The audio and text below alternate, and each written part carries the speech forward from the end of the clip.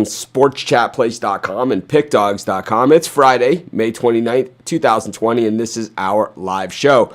Really, what I noticed is that about a month ago or so, I did a video saying, I'm going to do videos when things start updating. And it's like, now I can't even think about doing a video. And I know that, once I start doing them, it's like riding a bike, and I'll have no problem. I do more videos on YouTube than anybody, right? So it's like, I know once I get back in the swing of it, but it's like my studio here where I shoot the videos totally looks different, than it used to look. And, it's just a totally different setup. So we'll have to figure it out when we're doing it. But I promise that there will be, as we always do, just as many, if not more, YouTube videos than we've ever done. Covering some new sports at Sports Chat Place and Pick Dogs, and also a lot higher concentration on some of the sports that we already covered. So one of the things that we covered, like soccer, was always a thing that we covered, and it was something that we covered in pretty big detail at one point, and then we kind of reeled in our soccer coverage because, I don't know, not as many people were interested in soccer, so I figured I would rather have writers concentrate on things that more people cared about. And now all of a sudden, all the soccer leagues are the ones that are saying, we're going to play, and these are the same guys that invented the dive, right? They're the ones saying they're going to play, and it's like, it's Blake Snell that doesn't want to play, and Rob Brindamore, right? So, I'm going to start doing videos again. And I'm going to start doing spread knowledge shows as well. My schedule is going to change a little bit. I'm changing my golfing schedule, and I'm going to change my surfing schedule. I'm going to surf and golf now back again. I'm going to take up my game too. Instead of just golfing or surfing every day, I'm going to surf and golf every day. And I'm going to do more shows than ever and more videos than ever. And we're going to bring you more content than ever. And I'll tell you what, we're not going to take vacation or break like all the other guys did. We're just going to bring it and bring it and bring it and bring it. And this way, when it all comes back, it's going to be just fit right into the flow that we've already created here. So I'm on a mission from God. Anyways, yesterday I was talking to Apple Computers trying to return this iMac that I bought and try and, ask them to maybe help me out a little bit since it was their error that I got this thing. And there's a month lead time on a replacement computer. And it's like, to get these guys to accept any responsibility on anything, it's like dealing with, I don't know, man. It's kind of like, this is kind of the way of the world these days. It's like accountability and it is out the window. And it's all about assigning blame, even if it's not on the right person. It's just, you have to assign blame somewhere, So it's like, instead of just saying, let's get a solution, it's all about who's right and who's wrong. And, Apple can't even admit when they're wrong, which is sad, man, because I always thought that Apple, to me, when I've been building my businesses over the years, has always been one of the better companies out there. As far as customer service goes, either an Apple guy or a PC guy. Some people use both, right? But it's like, why is Apple more expensive? Some people think it's the cool designs and stuff like that, which I could care less about, right? But for me, it's always been that you call Apple and you get help. And it's like, you don't get transferred around the world. You get help right away. And it's like, if you live in a city where there's an Apple store, which these days is most cities except for the one that I live in, right? You just bring your computer into the store and some kid, some 14-year-old kid fixes it, right? And, it says a few things that you don't understand. He comes back, the computer's fixed, and all good, right? But I don't know. This company has lost its way, and we'll go into more detail about the condescending tone that these people have. And I rarely say things like this about people. I know that I'm not not always the nicest person in the world. I know it's hard for some people to believe, and I know that I'm not always the most patient person in the world.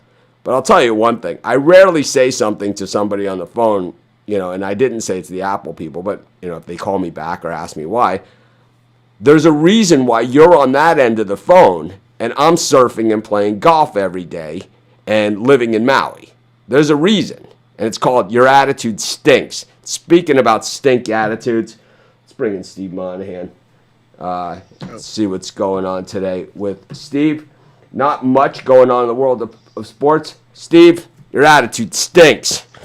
Hey, it's not the first time you've told me that, Mitchell. Anyways, not much going on in sports. I expected to hear an NBA announcement by today.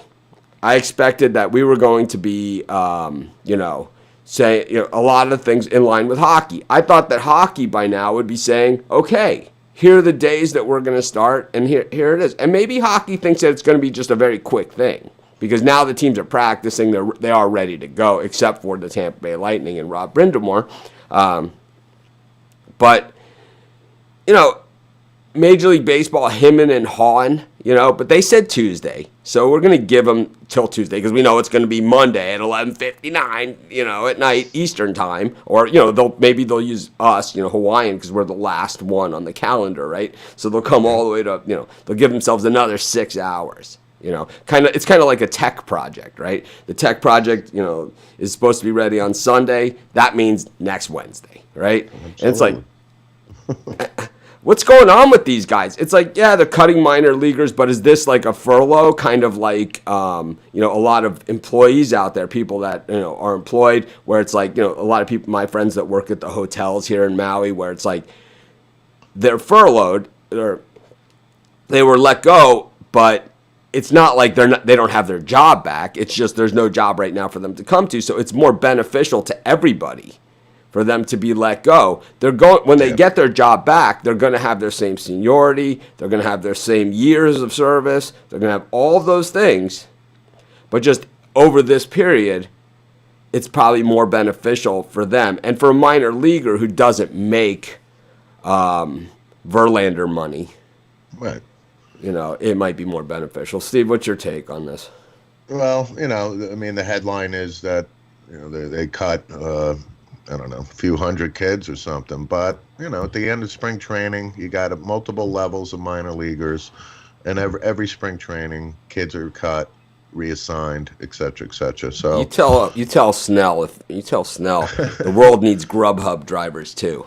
Yeah, exactly. And believe me, I have more respect for the Grubhub drivers than a baseball player that is Latrell Sprewelling us like yeah, exactly. But these are the kids that are for the love of the game. These are the guys that my nephew actually got up to Double-A ball with the Baltimore Orioles as a catcher, and he knew at age 20, he was probably 25, 26, where he knew the dream was going to end, and but it's for the love of the game. There's many minor league kids that now they're not getting paid right now, but they'll still pursue their dream. But for the big show, Major League Baseball, yeah, it'll be Tuesday, and we'll get an update, and I'm sure it's part of the negotiation process we talked about. But they better come to an agreement soon because the clock is ticking, as we said. Sounds like hockey is on the verge of coming back. And the NBA, I think they're ahead of Major League Baseball, too. So, let's hope it comes back. I mean, June is on Monday. So, it should be a month out that the season starts, or less than a month for at least hockey and the NBA. Let's hope.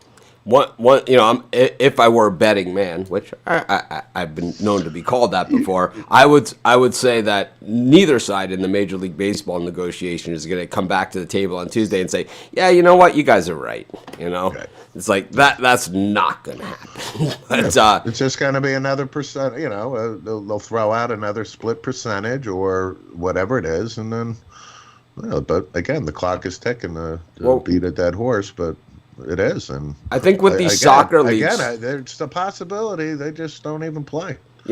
We talk about the big money that the NBA players make, and those guys want to play, right? And it's like they've made nothing, no qualms about it. They want to play. The NBA players voted; they want to play. Sure. Lillard says, and he claims this was taken out of context, and I like that he says this was taken out of context because this isn't what I said or believe. Lillard said, if I don't have a chance of making the playoffs, I don't want to play, is what he was quoted as saying. He did obviously said that if they quoted him as saying that, but it was taken in the context of, hey, we're 3.5 games out of the last playoff spot, and there's games left to play. If I don't have a chance to make up that gap, how am I supposed to be engaged in this? It's like we've played ourselves into position. There was a few teams, and the Hornets were kind of, all season long, kind of, not the Hornets, the Grizz were kind of all season long. I mean, they drafted second overall last year. They took Morant, and they exceeded expectations. We were on the Grizzlies a ton. We made a lot of money with the Grizzlies because when we got them on the money line as dogs, big points, and they played way, way above that. Meanwhile, the Pelicans were playing their best basketball of the season. They had gotten Zion Williamson. They had kind of gelled as a team before they got Zion. They started the season really poorly, looked like the Pelicans, who had drafted number 1 overall. Right. They were playing poorly to start the season. They came together, and they have a great core of young talent that they got from the Lakers, right? They got some. Yeah. They really did. I mean, yeah, you lost the better player, and over the short term, that's going to hurt. But over the long term, you got Brandon Ingram. You got a boatload of draft choices. You got a lot to work with because they're going to have their own draft choices plus the Lakers draft choices. So even though it's going to be the Pelicans, even though it's a late, it's going to obviously be a late draft choice that they get. It could be the last draft choice of the first round. It could be the second to last. The Lakers could make the finals. It's going to be in the last 4 or 5 picks, right? More than likely. But they get that for a few years. And, on top of that, though you're drafting at the end of the first round, the NBA draft is pretty deep, because you have guys, or a lot of early guys coming out, right? So it's like you have the NBA draft gets deep, and there are guys taken late in the first round or even beyond that are pretty good. So sure, I'd say there's way more guys in the late. You look at the G League, and it's like I know every guy on every roster, right? Because these are our college guys that we followed for years. It's like, G League. It's like I love the G League because these are all my guys, that I rooted for, that won me money. But it's I think that what Lillard basically was saying though is that he wants to play in meaningful games. It's like I don't want to play in non-meaningful games, especially since it's not fair that I wouldn't play in meaningful games. And plus, Damian Lillard is a pretty intelligent, well-spoken kid too. He's got rap career. He's got a rap career. He's a smart kid. He's a borderline Hall of Famer at he's this. Really good. At this point in his career, I think if Cliff Harris in NFL makes the Hall of Fame, I think this guy's a Hall of Famer in the NBA. To be honest with you, I would say Lillard is a better basketball player than Cliff Harris ever was for the Cowboys. Yeah. I'd go out to say I'd be willing to stand behind that. Yeah. And then the only other NBA news I just saw was kind of rumors about Bradley Beal that Brooklyn is looking. I don't even know what that means. I mean, I don't think they could trade now, right? Things like that. Maybe they can. I'm not sure. I think the trade deadline has come and gone. But I don't know. I don't know if they'll have a window where if you want to make some roster moves and move some pieces around, you may have a. If you do get Bradley Beal, then next season you're looking at Durant, Beal, and Kyrie all on the same team, which is a good team. But that's a good three-headed there. Yeah. But we know the Nets. It's like this is a team that just trades their first-round draft choices like it's going out of style. I mean, it's like, how about if we give you like Kevin Garnett with nothing left in the tank and Paul Pierce for your first-round picks for the next, 14 years? Okay. I'm in. Right. It's like these are the guys that it's a historic situation here. Where it's like, let's draft Derek Coleman and see how much weight he can put on. It's like Derek Coleman goes to negotiate his contract, and his agent, his number one thing that he wants, it's not the money, it's not anything else. I don't want to have to go to practice. Right. It's like, okay, these are Derek's famous for the whip-de-damn-do comment. Yeah, and of course, my favorite net statistic of all time, Yinka Dare, went like 2 years without an assist. And that is just an amazing thing. It's like that's like in the records that will never be broken. Yinka Dare playing in a full, it's not like he didn't play. I mean, this guy, for the amount of minutes that he played in between assists, I mean, a ball hits you in the leg, it rolls. I mean, there's a million ways to get it. You just happen to give it to a guy. The guy, it's like you're inside. You hand it to a guy. The guy lays it. I mean, there's a million ways to get an assist. Yinkadare just never could make it happen. All right, I'm going to bring in the puck dogs. Steve, we'll see you in just a bit for the sim picks, but we're going to bring in.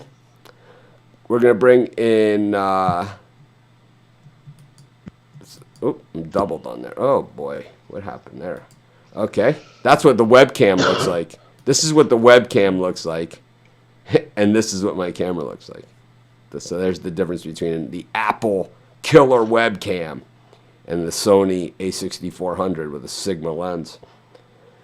Anyways, we got Rod Zawacki. We got Chris Ruffalo here with us. Chris, the big question today. Chris was on the phone with me on Skype on a video call as I was making my way around the golf course yesterday morning. How was my swing? Is it up to snuff? Was my elbow flying a little bit? Or I was impressed. I hadn't seen you golf before, but I was impressed. It's nice to know someone can hit off the man tees. How about the ability to talk while I'm golfing? Just talk right through it, taking knocking 3 woods off the fairway 200 plus in mid sentence. And I'm like stopping. I'm like, I don't want to interrupt his swing, but then you start going. And I'm like, oh, okay. It's like most people. It's like when you talk during their swing, they go nuts. It's like me. I'm talking right through it. Like I hit on hole number 5 when I was talking to Chris. I hit a hybrid. I just smoked it mid sentence. It was a little bit of a push, but we flopped it onto the green, knocked in the par. Then on 8. I had nailed my drive, and, they tucked the pin in behind the bunker there on the back left. So we just aimed right for the middle of the green. We 2-putted and got out of there. But there was a guy, it's like, I don't know how many of you golf out there, but there was a guy who was basically up my ass. I mean, he was like, it's like if you're driving, the guy who just tailgates you, you speed up and they speed up, they stay right in sync with you. I mean, this guy is like, and I even offered, I said, you want to play through? Because I knew I was talking to Chris, so it was going to take me a little bit longer to play. And you just say, yeah, you want to play through, whatever. There's no one behind him. So anyways, yeah, that was pretty much it. But I believe, as sad as it is to say, I think my days of playing the true public golf courses like that might be coming to an end. I think I might be just with our local club, the really nice one. They've asked me to join, and normally I'm not that guy, but I think in this case I'm gonna be.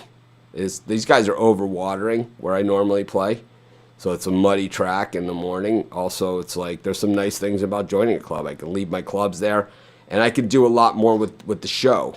I'll have a lot more flexibility with the time because I can make better tee times, and stuff like that. I can surf before I golf, and it's like I don't have to worry about getting to the course, or else it's going to be a 5-hour round because it's a private club that they don't let other people in there, and of course it's impeccable. But I called to inquire about it, and the head pro came to my house yesterday. So they invited me to come play a round today, and we'll see. But I think if I do join the club, we will have to take bets on the over-under on how long before I get my first disciplinary. You get 3 disciplinary strikes, like it's in the paperwork. And then at the third one, they can suspend or cancel your membership. Golf detention. I told him I was seriously concerned. I was seriously concerned about this. And he told me not to worry about it. I said, we'll see. Anyways, speaking of action, Chase Elliott, a winner on the Oval last night. Back-to-back nights. He finds the winner's circle. Big money there. Rod had him. It was one of Rod's picks, right? No, I didn't have him. All right. Well, Rod. I had him in the top 3, but I had Harvick to win, and I was looking good for a little bit, but then started to fall apart. All right. But, yeah. So, I don't know. I didn't even watch this one. I wonder if ratings were down overall. I didn't watch it, so I'm going to guess other people didn't watch it either. You know, it's just, I'm not saying because I didn't watch. I was on the phone with Apple, you know, for hours on end. So I didn't watch the race, but I'm going to guess other people didn't either. But we have announcements now. So we've been following the Bundesliga, and you guys have been giving picks, and we're going to do a pick in just a second. But now other leagues are saying they're going to start too. So La Liga is definitely in for it. And Serie A in? Out. I think I saw Serie A's in for June 20th. And the English Premier League, the big boys, June 17th. 17th of June. I talked to Steve a lot about the money, and, you know, I love ripping into the players and the money that they make, but nobody makes more than the soccer guys. These guys make the most. And, you know, you could say, oh, LeBron James and Michael Jordan made all this money. Their salary is peanuts compared to the soccer guys. Peanuts. Like Michael Jordan, you know, $25 million, LeBron James, you know, Tom Brady, you know, he played for less than what he could get, but even like Bryce Harper, right, who is the most ridiculous salary in all of sports today. I say the Bryce Harper contract is the worst contract since the Soriano contract. Fair to say. We'll ask Steve when he comes back about this. He's got some time to let it percolate there. But I think the Soriano contract could have been the worst contract ever.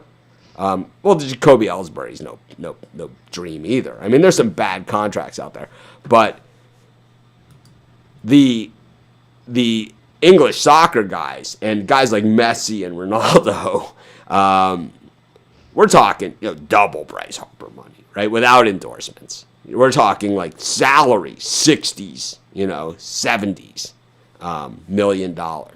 So, you know, obviously a lot of interest in getting back on the field for these guys, but you don't hear the soccer guys cry poverty, you know, like you hear the U.S. athletes do. At least we don't hear it, right? Anyways, Chris, what do you think about this return of international sports? And, you know, even in, you know, so I talked to a friend of mine in New York last night, and obviously having an entirely different COVID experience than I'm having, right? And same with Steve, right? When he's on, he's having an entirely different COVID experience than I'm having. I mean, we're out. We've had 2 cases in the last 2 weeks. You know, we've been out for a month.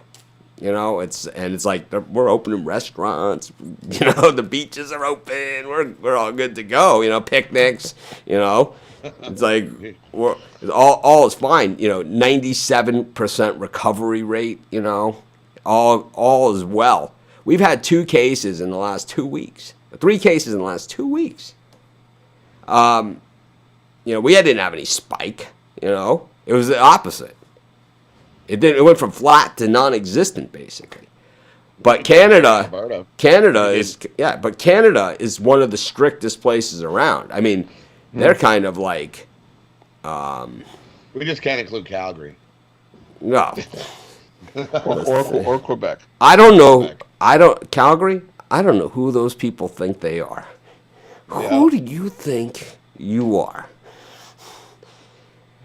So I just think that with hockey opening up and with Canada opening up like that, I could see other sports, and I you know, somehow I thought that with other states and cities opening up that they would have a similar experience to what we had here, where it was like the first week or so out, you were kind of like very, very cautious, and now it's like, you know, if it's me and just a few people, you know, I don't care if you're in my house, you don't have to wear a mask here, you know, it's like we're fine. It's like we're all been quarantined, you know. It's like there's been nobody coming in or out, so it's like there's no one you could have been exposed to that has it.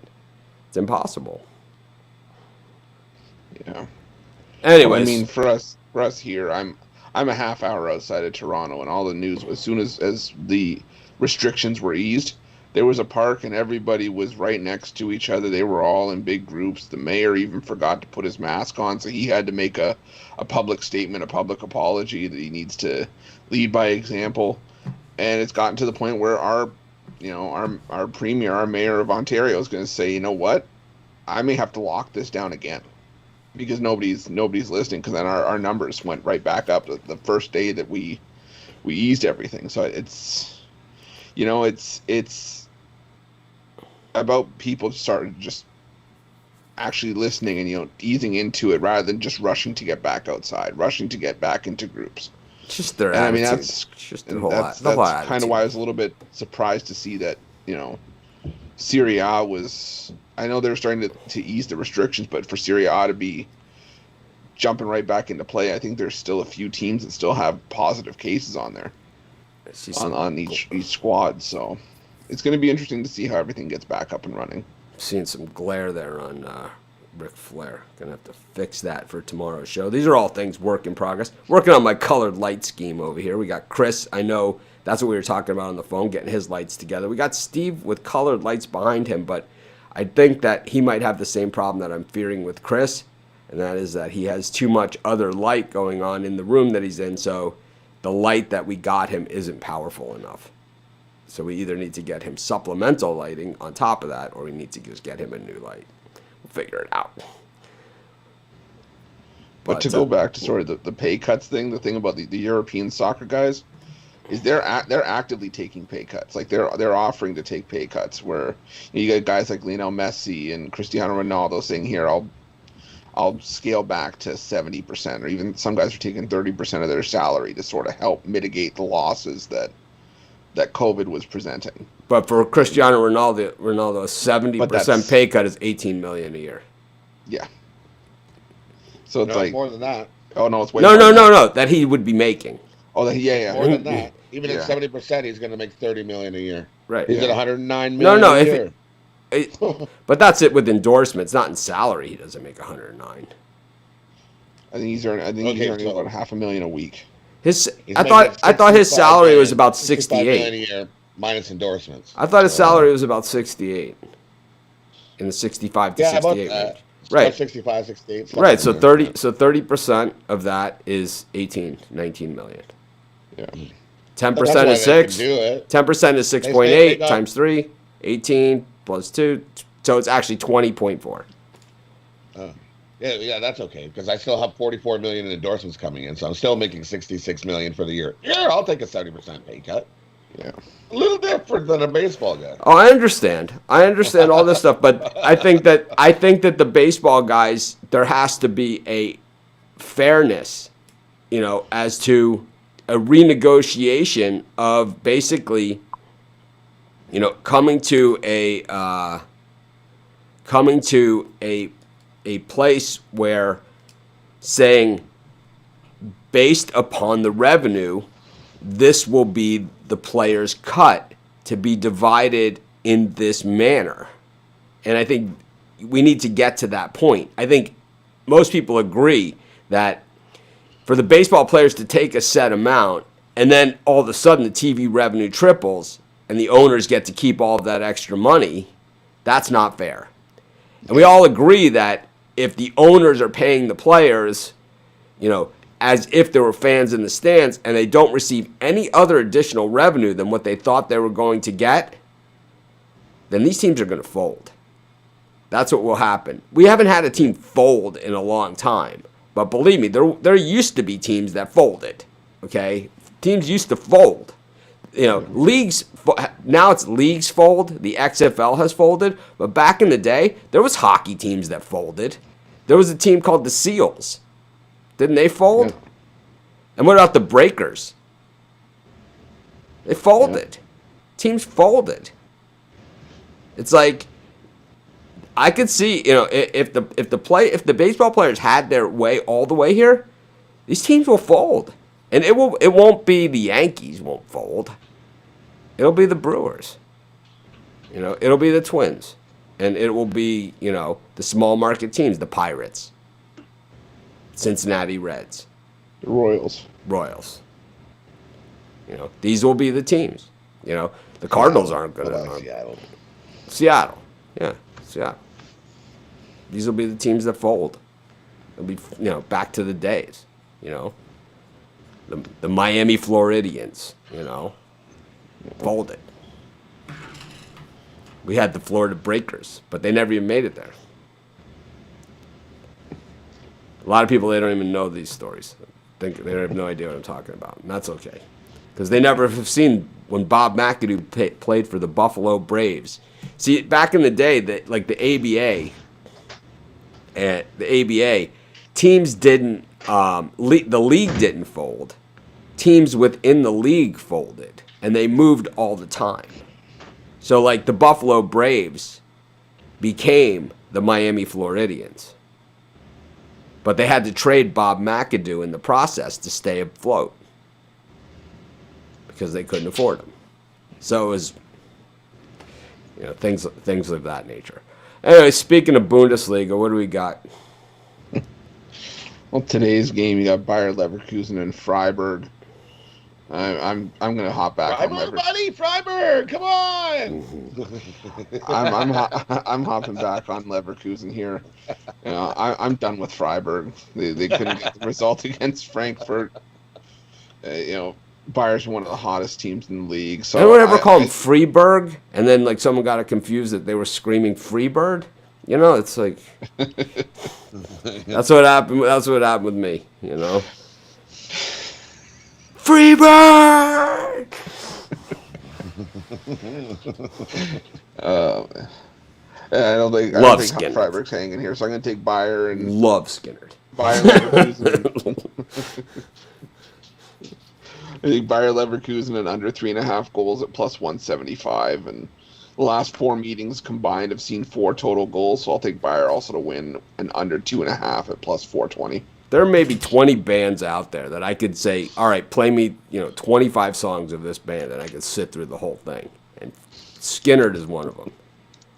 Stone, Skinner, Led Zeppelin. It's Hendrix. There is only a few that I could make it through. Grateful Dead. I mean, there's only a handful that I can make it through. And Skinner definitely one of them. Freeburg. You're taking Freeburg? Well, I like Free Bird. I don't know. I'm not taking anybody. I don't know. I don't even know I got as much chance of winning this. I got a better chance at the sim games, and I don't even know who the hell's playing. I'll take Leverkusen money line. One thing that people can say whatever they want about me over the years. One thing I've never done is tried to be an expert at a sport that I don't know. I get emails all the time, NHL, all the stuff. People ask me NHL on the show. That's how these guys ended up. That's how you end up with these guys. It is. You get people asking you for enough times for NHL picks. It's like I'm not going to give them because I have no idea what I'm doing. It's like I learned from these guys when they started doing the show. Then I could have an opinion, But it was after doing the show with them on a daily basis for months. It's like I don't know anything about hockey. I grew up in Miami. We didn't have a team. Not lots of ice in Miami. No, I hadn't. In college, I went. In college, I went to school in a hockey town, and that was really the first time I'd ever seen live hockey. I had been to a Hartford Whalers game one time a long time ago, and then in college we had a great hockey team at Boston University, so I went to a lot of those games, and then I had a good friend of ours was a big Bruins fan, so I would go occasionally to a Bruins game here or there, just to see Terry O'Reilly get his ass kicked, which happened, and Mike Milbury. Oh my God, did that guy get pummeled? Anyways, so take Leverkusen. We're not taking no Freeburg here. No Freeburg. I'm also gonna take a shot with final score of 2-1 plus 1,200. Chris? So, for me, for that one, it's Leverkusen and under 3.5 and 2.5. All right. For Saturday, do you want to do Saturday's games? Well, I think those games are later, right? They're 2:30 starts, or no, they're all 9:30. 7:30 a.m. How many of those? Are all of them? 4. All right, let's do them. Hoffenheim against Mainz. I'm taking Hoffenheim I mean, Mainz need the points too, but Hoffenheim's probably getting their top scorer back and Andre Kremerich, and Mainz has their backup goalie in net. Their starting goalie's out right now, and he's allowing 3 goals per 90 minutes this season. So I'll take Hoffenheim to win. Where's plus my 135. Hassenpfeffer? Hoffenheim. Give us some Hoffenheim. We like Hoffenheim here. Plus 135. And the next one, Werder Bremen against Schalke. I'm not touching Schalke with a 10-foot pole. On a 10-game winless streak, I'll take Werder Bremen plus 185. I think they need the points to get out of that relegation zone. And they've won the last 3 on the road against Schalke, so I'll take Bremen. Rod? This stands for a draw in soccer. So the big X. Give me the draw, Schalke. Definitely Plus not 230. Next one, Wolfsburg against Frankfurt. I'll take Wolfsburg. I'm not touching Frankfurt either. I don't want anything to do with Eintracht Frankfurt. They couldn't even beat Freiburg. They went down 3-1 to Freiburg. So Yeah, so give me Wolfsburg here too as well. And the last one, Hertha Berlin and Augsburg. This is where I'm taking the draw. 2 teams are in that purgatory zone I keep talking about, where they're not going for Europa, but Yeah, they're this probably is not get relegated. even I know these teams stink. You know. Yeah. I mean, I don't know nothing about this. Just these teams are no good. Yeah, they're probably going to finish not too far off from where they are right now in that 10 to 13 range. So I'll take the draw here at plus 280. I'm insulted by this contest. Yeah, me too. So I'm not betting it.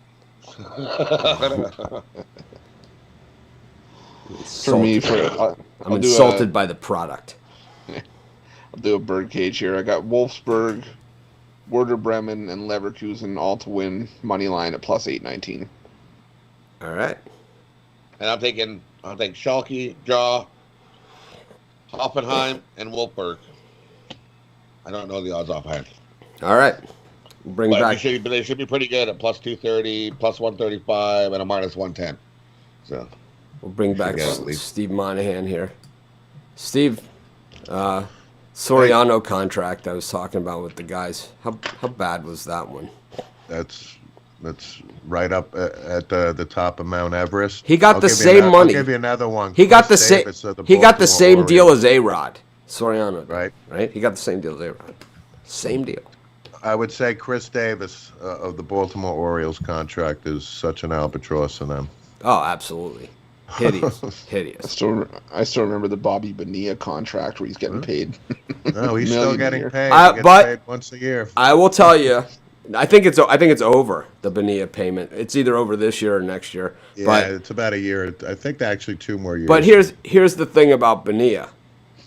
Way better player than the other guys that we're discussing. Way better player. Yeah. Way better. I mean, way better. At least he earned the money. He also took a pay cut to to defer all he this took money. he took a deferred. So it's not like, it was as horrible of a contract. Here's a guy that probably played, he played for market value, and instead of getting overpaid like most people did, he took that overpayment to be paid later. So I don't have as much of a problem with the Bonilla contracts as I do with Jacoby Ellsbury accepting that paycheck. Yeah. Yep, I agree with that. I just do. What about, you remember teams that folded? When teams used You to brought fold? up the California Seals. That was early 70s, right? Yep. Like 1970 or something. How about like the that. Florida Breakers hockey team? Right? Yeah, that's an obscure one. Yeah. Yeah, and then like the ABA teams folded Oh, yeah. before the merger, things like that. Yeah, but before the merger, teams were folding. And it was The like, Kentucky Colonels. Yep. Dan Issel was Oh, on yeah. that team. And Colonels, definitely. Yeah. The teams that came out of the ABA were the Pacers, the Nets, Yeah, the Nuggets, and the Spurs. Pretty much, yeah. Yep. Everyone else blended in. Used to be basketball in Seattle too. When the Sonics fold. No, Yeah. the Sonics moved. Oh, they moved. They moved. Oklahoma City, they are now. Yeah, teams don't fold now; they just move because there's They demand. Back then it was a different story. This Super Bowl, the Grizzlies, right? I have this Raiders pennant, from the Super Bowl. The stadium was like a third full for that game. Yeah. I wanted to bring one thing up of note.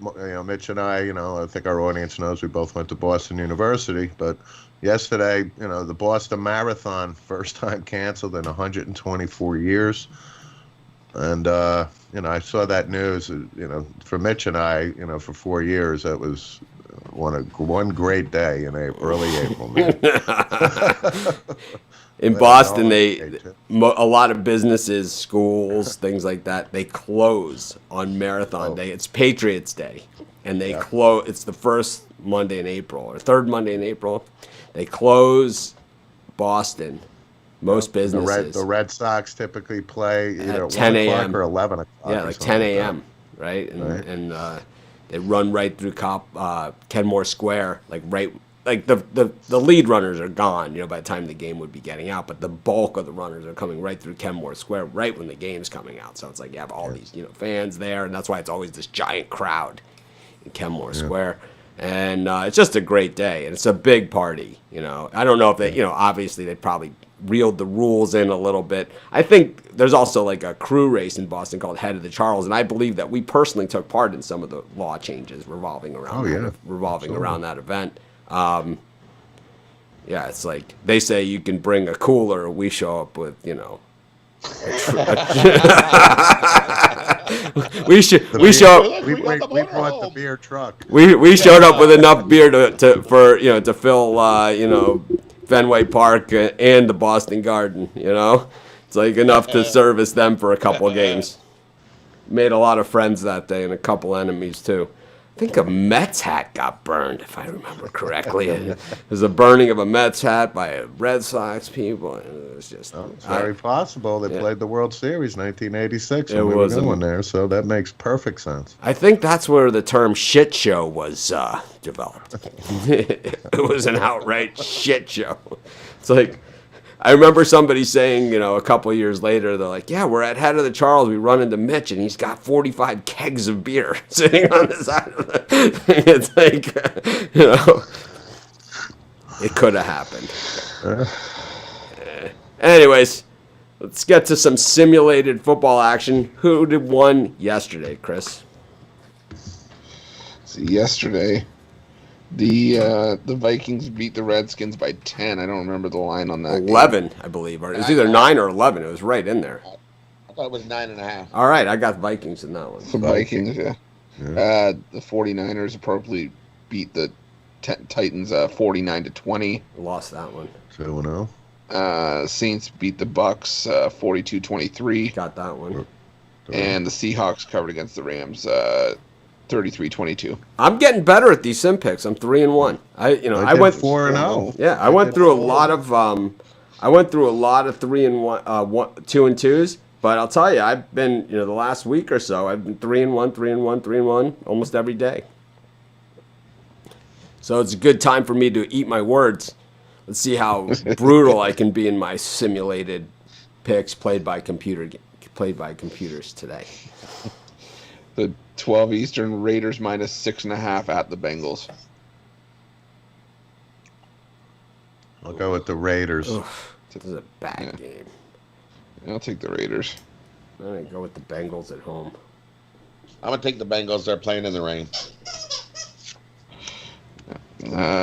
3 Eastern, Dallas minus 7 against the Browns. Browns are good at this game, right? So I'm going to take the Browns. I'll go Cowboys. I like the over 56.5. 7 Eastern, Packers minus 7.5 against the Cardinals. Packers are good at this game too. I'll take the Pack. I'll take the Cardinals plus 7.5. I'll go Cardinals. Take the Cardinals as well. And at 10 Eastern, 49ers minus 6.5 against the Falcons. On the back-to-back, I'll take the 49ers. Niners. On the back-to-back. Anyone resting? Anyone taking some load management there in that Niners game? Not as far as I can see on the injury report. All right. Well, there you have it. It's been another one of those shows. Hopefully, I think, when you have light news days like today, probably tomorrow we have something to talk about. Of course, if there is breaking news, we'll have a special show live later on if the NBA decides to say something, or Major League Baseball, or anybody. Hockey comes out with a firm schedule. We'll come on live shortly after that's announced and talk about it quickly. But outside of that, have a great day, everyone. Tampa Bay Lightning. Florida Panthers. On this hockey sim pick. Oh, go ahead. Sorry. Rod, go ahead. Minnesota Wild at Florida Panthers. Take the Panthers at home here. And the over 7.5. I think we're going to see a whole pile of goals. Two teams that goalies aren't so good. We're going to see some goals. All right. There you have it. The Florida Panthers and the over. All right, everyone. Thanks for joining us. Have a great day. Like I said, if we're going to have any news, anything exciting, we'll come back and update it. I can't wait to really be giving out, NBA and baseball and basketball picks, and really what the show has been about all these years. We're just kind of going through the motions, trying to, work on things, and hopefully you're seeing some improvements. I think the show's only going to get better and better, and by the time we're ready to go full steam again, and we appreciate everyone who's been a part of it.